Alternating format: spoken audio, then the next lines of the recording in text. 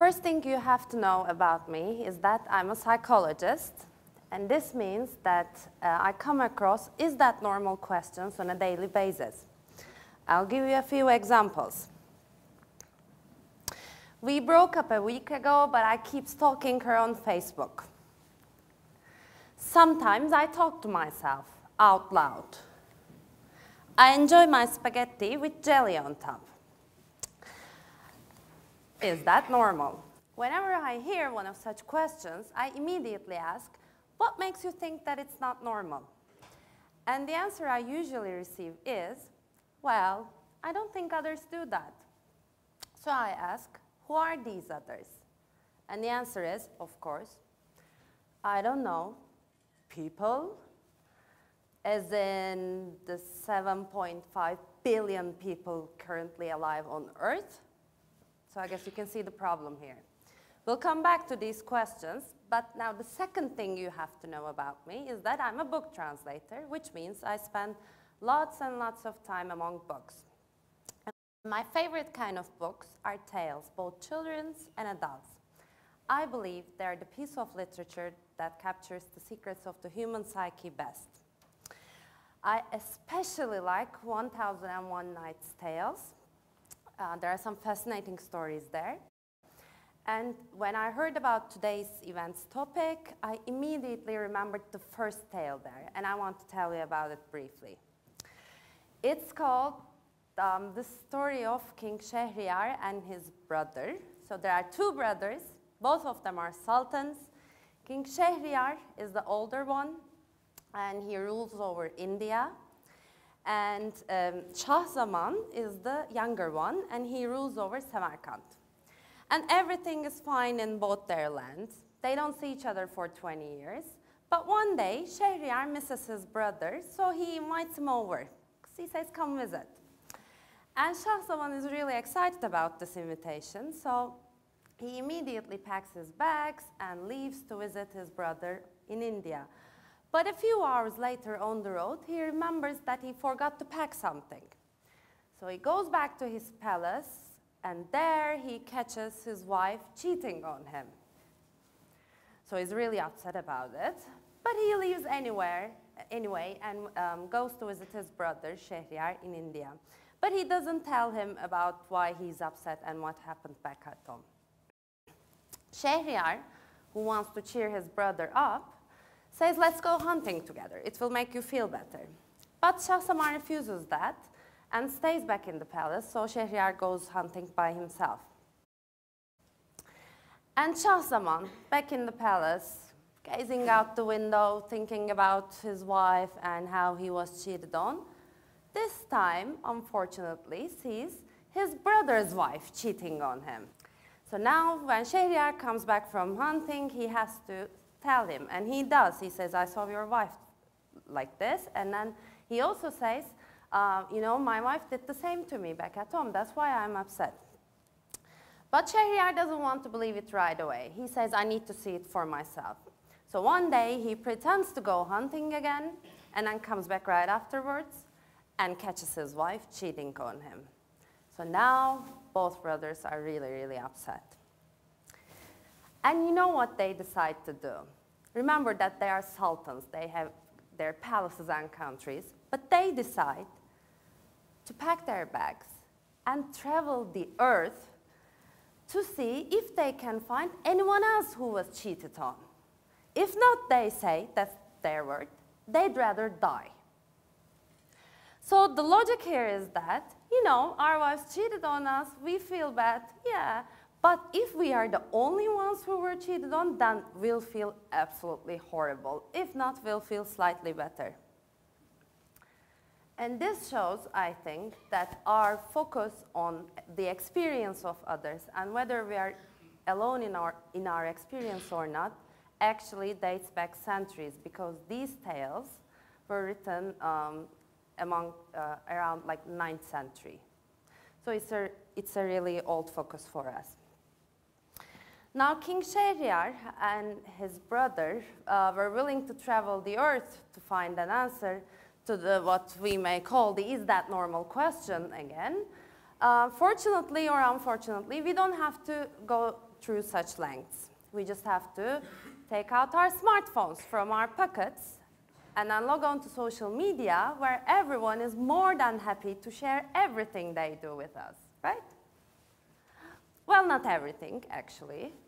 In fact, everyone is really, really selective about what they share. I may even say deceptive.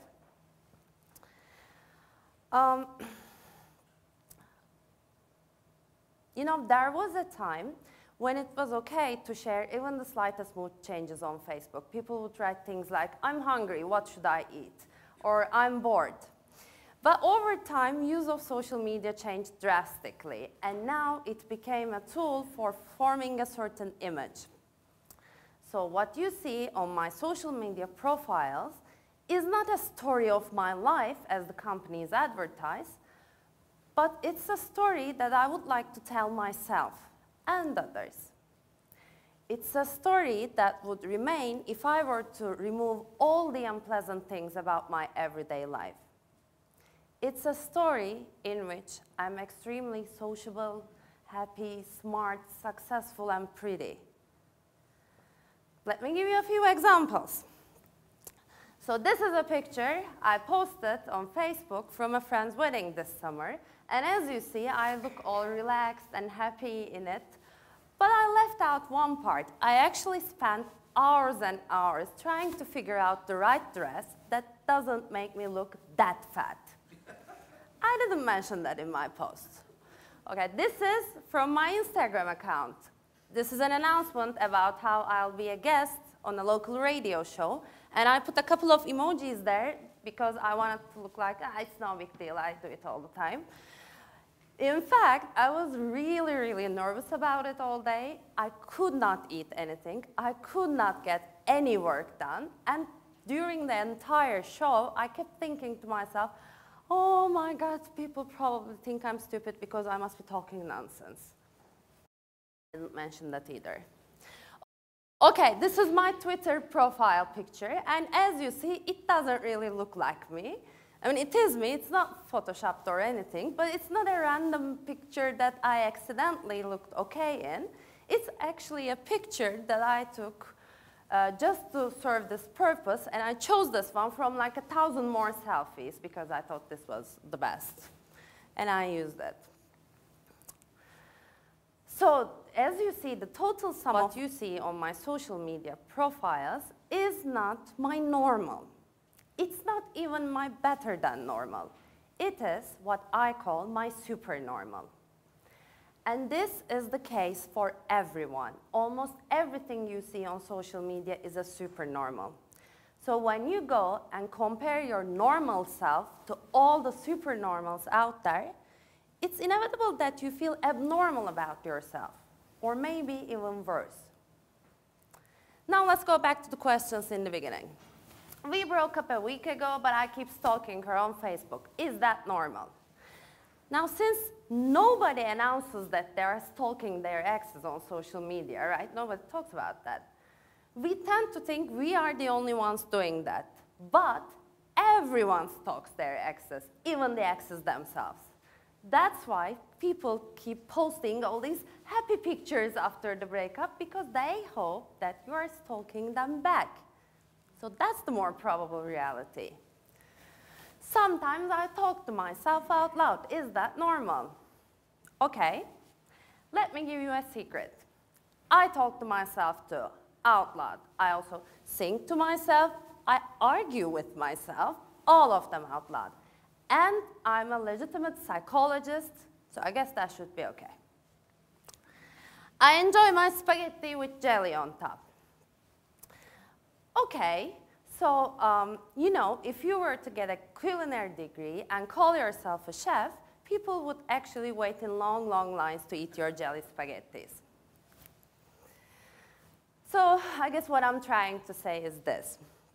Even though our need to feel similar to others, our need to be not alone in our experience seems to be ages old, I feel like over the last years, with the wide use of social media, we've been growing more and more distant to our humane ways of being. You stalk your ex because maybe you miss her, Or maybe you want to see who's winning the breakup, because that's what a breakup is.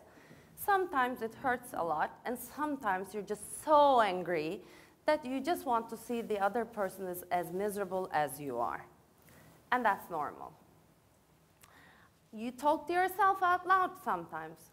Well, maybe you feel alone. Or maybe you're scared. Maybe deep down you still believe in ghosts. We all have our fears. We all feel lonely sometimes. And that's normal. You like to put jelly on your spaghetti. You like mixing different flavors. You're weird that way. You know, we all have our peculiarities. They are what make us unique. They are what make us stand out as distinct individuals. They are what makes others fall in love with us. And that's normal. So I say, let's defy this supernormal social media imposes upon us. Let's get back in touch with everything that makes us human. Our so-called negative feelings, our little secrets, our peculiarities, things that make us anxious, things that we fear, our failures. Let's own up to them. Let's embrace them, and let's focus on living our lives the way we want it, rather than constantly keeping track of what everyone else is doing and how much they differ from us. We are not superhumans. Let's stop pretending to be one. Let's drop all the supers. Let's go back to being normal, just normal, and just human. Thank you.